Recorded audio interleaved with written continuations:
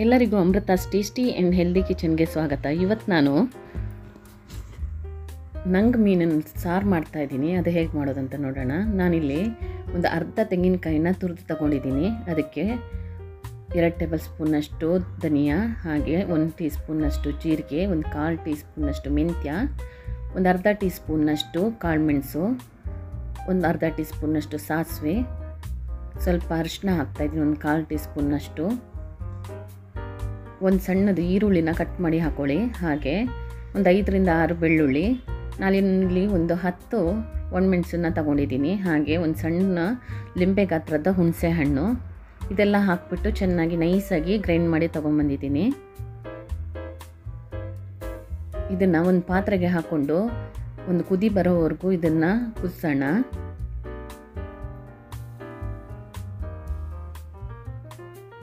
ನೋಡಿ, ಚೆನ್ನಾಗಿ ಕುದೀತಾ ಇದೆ. ಈಗ ಇದಕ್ಕೆ ಒಂದು ಕಟ್ ಮಾಡಿರೋಂಥ ಈರುಳ್ಳಿನ ಹಾಕ್ಕೊಳ್ಳಿ.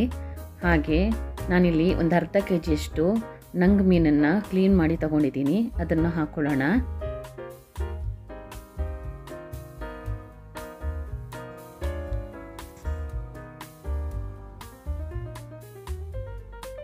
ಎಲ್ಲ ಮೀನುಗಳನ್ನು ಹಾಕೊಂಡ ನಂತರ ಇದಕ್ಕೆ ರುಚಿಗೆ ತಕ್ಕಷ್ಟು ಉಪ್ಪು ಹಾಕ್ಕೊಳ್ಳಿ.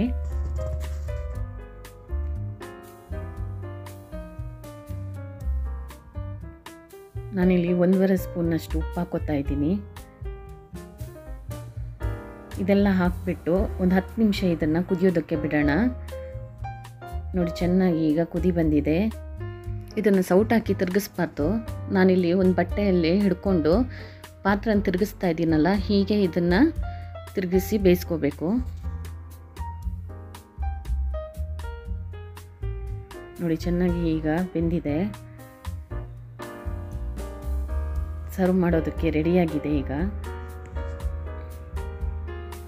ಈ ಥರ ಸಾರು ಮಾಡಿದರೆ ಬಾಯ್ಲ್ಡ್ ರೈಸ್ ಜೊತೆ ತುಂಬಾ ಚೆನ್ನಾಗಿರುತ್ತೆ. ನೀವು ಒಂದು ಸಲ ಟ್ರೈ ಮಾಡಿ, ಹೇಗಾಗಿದೆ ಅಂತೇಳಿ ಕಮೆಂಟ್ ಮಾಡಿ. ನನ್ನ ವಿಡಿಯೋ ನಿಮಗೆ ಇಷ್ಟವಾದಲ್ಲಿ ಲೈಕ್ ಮಾಡಿ, ಶೇರ್ ಮಾಡಿ, ಹಾಗೆ ಸಬ್ಸ್ಕ್ರೈಬ್ ಮಾಡಿ. Thank you for watching.